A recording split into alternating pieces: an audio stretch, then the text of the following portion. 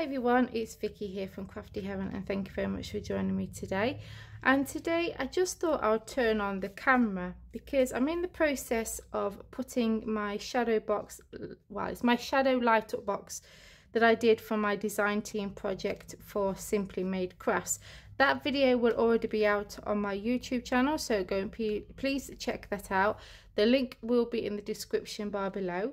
And for this die cut, as you can see, it's quite delicate, so I didn't want to cut out loads of pieces of my foam tape and stick them on. I just thought that was a bit too fiddly, so I actually got some of my foam tape and the actual die of the tree, ran them both through my die cutter machine. So basically you're cutting another tree but in the foam tape, and then you add your die cut piece that you cut out with the cardstock, and then we laid that onto the foam tape. So then it's, you know, you've got that foam on the back ready. In a minute, I'm bringing in my die cutting machine and I'm going to bring in my cutting plate. So I've got my base plate, then I've got the number 2 plate, which is like a shim plate. I've got one of my cutting plates, and then I've got my second one. So I'm going to get the foam tape. Now this is by the Creative Craft products and it's the Adhesive white foam sheet. You can get it in white and black. And I'm going to place my foam tape into my die cutting machine.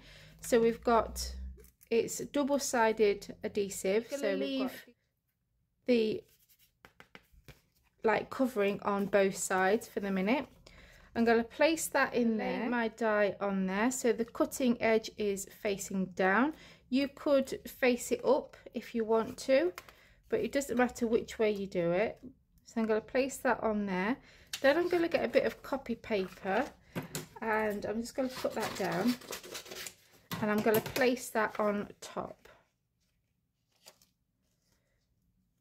Okay, so it's kind of acting as an extra shim. And then I'm going to place my cutting plate on top. I'm going to turn it this way, and the trick is we're going to run it through about 3 times, but we don't want to run it through all the way so this comes out this side. You want to kind of keep this underneath the rollers.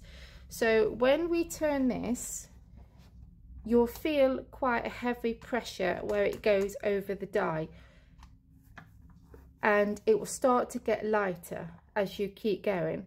So now I can feel that there's a lighter pressure. That is when you want to go back on itself.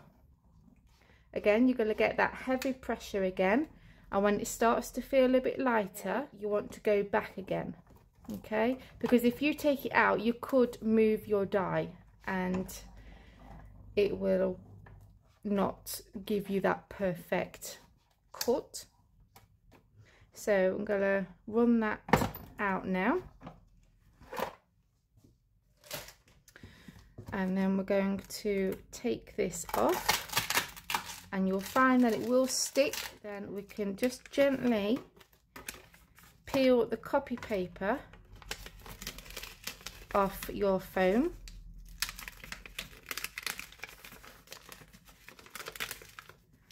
Okay, there we go.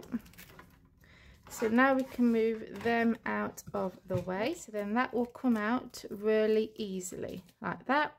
Then we're going to just take out those middle bits. There we go. And then we're just going to pop it out of the die very carefully, because I don't want to peel off that protective cover that's on the foam just yet. So there we go. So that's cut it out beautifully. Then we're going to get our die cut piece, and we're just going to peel off the first layer, but I'm not going to peel it off all the way. And then I'm going to layer that on top.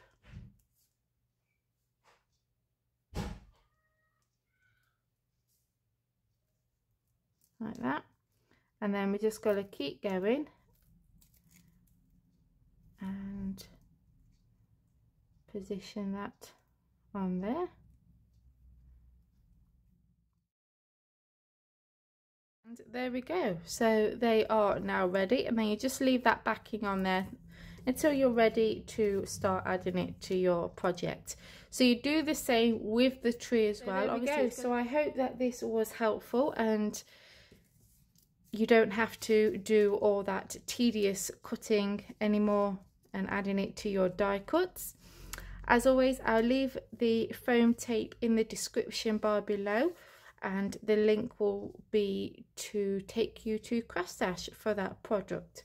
So if you enjoyed this video, then please give it a big thumbs up and continue to support my channel by hitting that subscribe button. Until next time guys, take care, see you soon, bye for now.